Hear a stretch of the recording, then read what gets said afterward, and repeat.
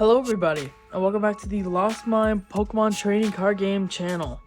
I'm Lucas, and today I have a Charizard deck profile.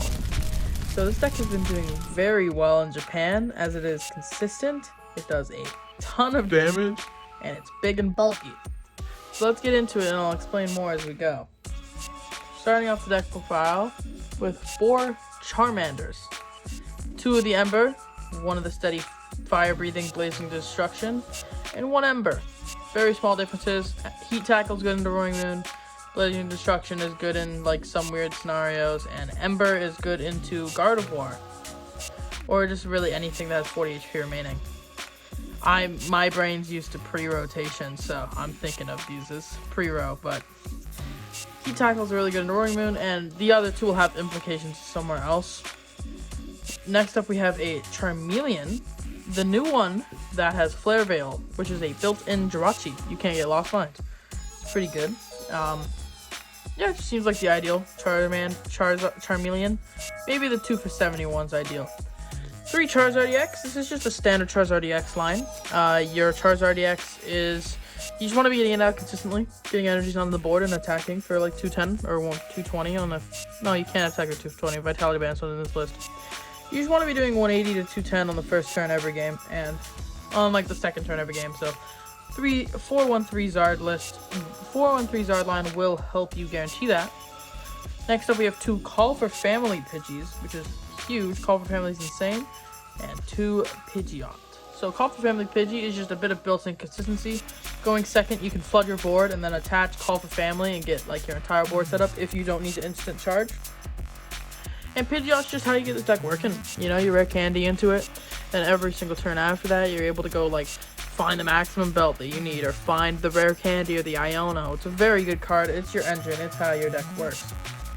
And then our 5 one-of Pokemon is a Rotom, a Lumineon, a Radiant Charizard, a Manaphy, and a Jirachi. So, Rotom and Lumineon, very good consistency 2-prizers that are good with Forest Sealstone. Radiant Charizard, very good closing out attacker. If they're on 2 prizes, you can go Iono Radiant Zard, and then they might have to even KO that, so you get an extra turn, and while you're KOing something else. And Manaphy Jirachi just completely protects your board from anything your opponent can do, or well, protect your bench from anything your opponent could do. Very good one-ofs, just nice to have, and they are very useful. The supporter line is, our draw, or like consistency supporter line, is 4 Arven and 3 Iono. And 1 Professor's Research. So, 4 Arven is how this deck finds these Pidgeot pieces on the second turn. You know, first turn you go Rotom, instant charge. Second turn you go Arven for rare candy, Forest Sealstone. You flood your entire board, you get a Charizard EX and a Pidgeot EX down, and you're rolling for the rest of the game. So 4 Arven will help you guarantee that. 3 Iono is good because in the late game, this deck wants to spam Iono while attacking with Charizard, which, because it's just a lot of health with minimal cards in hand, it's a bad recipe. It's a recipe for disaster for your opponent. And 1 Research is just nice because this deck does need a lot of pieces, so being able to have it on either the first turn or even later on when you need a couple pieces, or on the second, third turn, whenever. It's very nice to have that. Just draw 7, let's see where we go from here. 3 Boss Disorders, very good card. You know, you will typically with this deck, you can just ignore stuff and boss their engine, or boss the other Pokemon on their bench, and that's why we play 3 of them. This card is very good in Zard, because you're able to target down things that you can one-shot, and wait to one-shot, and wait to attack things that you can eventually one-shot, because of Burning Darkness, ramping, with more damage later on, the more prizes they take. So our consistency is 4 Buddy Poffin, 4 Ultra Ball, and 3 Nest Ball. Very strong consistency engine, and very strong consistency engine. 4 Buddy Poffin will make sure that your Pidgeys and your Charmanders get onto the board. Your 4 Ultra Balls will help you solidify that Pidgeot EX, Charizard EX on the second turn. And the 3 Nest Ball is nice to find your Rotom V, especially. That's the big one. Finding a Rotom V on the first turn is so big. Instant charge for 3 cards is, whoo boy, that's so good. So, it's a good amount of consistency for a deck that is typically known to be less consistent. So we have 4 rare candies because this deck just wants to spam stage 2s. So 4 rare candy makes that possible. Not really too much to say about that. It's just consistent and it's good to play for rare candies. So we have 2 counter catcher, so we have 5 gusting options in this deck. Very strong. You typically will give up a prize while setting up this Arven combo to get all your Charizards and Pidgeots out. So then you can even go like Arven for the whole combo and then grab a counter catcher and counter catcher something and KO, and then you're just so ahead. This deck is very good at just gusting things, having a bunch of health, and attacking. That's pretty much all you do with this deck. So Lost Vacuum and Super Rod are our last items. 2 Super Rod could be in consideration, but with 7 Fire Energies, it's okay to play just the 1 Super Rod. This is a bit of a weird wording, sorry about that, but this is a Neo Genesis one from 2000. So it's different wording, but I'm sure we can pop an image up of Super Rod just in case you don't know what it does.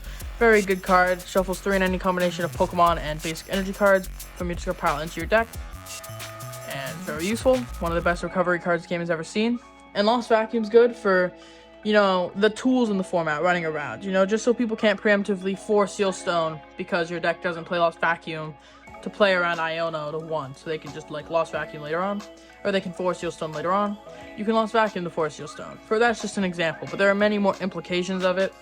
Like getting rid of Maximum Belt, the new ace spec, which is very good in this deck.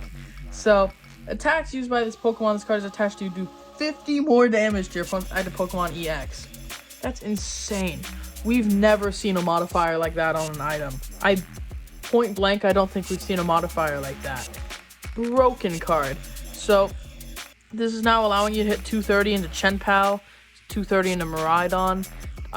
It's insane into like Pidgeots and Charizard EXs. This card will see a load of play, and it's insane that they were able to somehow make it so Prime Catcher is not in every single deck. But Maximum Belt is really good into certain situations, so that's why we play it here. Charizard EX benefits from Maximum Belt a lot, and it really likes its damage modifier, which is why we play also a Choice Belt. Choice Belt's very good into the Rotom Vs, the Pidgeot Vs of the world. It's just good. It's also very good with Radiant Zard because it pushes Radiant Zard from 250 to 280 into V-Stars. So, you know, the Arceus V-Stars, the Giratina V-Stars, all of that, they're going to fall from the Charizard Choice Belt. And Arceus Giratina is a pretty prevalent deck right now in Japan, so it's pretty worth the tech to play the Radiant Zard. You can just add the Choice Belt, and then you're schmoovin'. Technical Machine Devolution is a tech that we saw like in the middle of the Paradox Rift format. It's very good in the Zard because you can go Iono to a low hand size and TM Devolution. They will then presumably whiff because they've gone through a lot of rare candies, and you can get back into the game. So TM, or they just run out of rare candies and you TM Devolution them and they just can't do anything. So very good. Worth pointing out that Charmeleon does go through TM Devolution, so your Charmeleon does not get picked up, which is very huge for it because a lot of decks are playing TM Devo, but TM Devolution is still good in this deck. It's just a good one-up to have, especially in the mirror match. Forest Seal Stone is the last tool card we play. Very strong card as you're able to, like I said, instant charge for 3, and then on the next turn Arven for 4 Seal Stone, set up your entire board and swing. 4 Seal Stone is just making Arven effectively a search your deck for an item and any card you want, because you can just Arven for the item and the 4 Seal Stone, and then Star Alchemy for literally whatever you want. So very strong. You will be using that card constantly when playing Charizard. You play a Collapsed Stadium as your only stadium, but it's nice because, like, let's say you have a Rotom V down or a Luminion V down, and later on in the game you want it to be gone. You can just fill your bench with Charmanders and Pidgeys and Radiant Zards and all your 1-prizers, and then Collapse Stadium away the 2-prizer, making it much harder for your opponent. So Collapse Stadium, keeping that threat alive and making your opponent want to boss the 2-prizers like Rotom and Luminion while they're on the board is very worth the spot. And you do want a Stadium bump just so that your opponent's stadiums don't stay out the entire game, because some decks benefit heavily off of stadiums. To round out the deck list, we have 7 Fire Energies and 1 of the new Mist Energy. So, 7 Fire Energy is pretty good. Good enough with one Super Rod, as you can go Infernal Rain, and then Super Rod, Infernal Rain if you need to. You can also go Infernal Rain, and then have another Fire Energy for a Radiant Zard in the late game. And Mist Energy is good for Giratina V-Star, and as it cannot Star Requiem your Charizard anymore, so it's nice to just have the Mist Energy there to play around Tina V-Star. And other effects, like you can attach Mist Energy to something on the bench that you don't want to get Sableye if you prize Jirachi, let's say. So, and also, like, if they're playing something that paralyzes, you can just Mist Energy.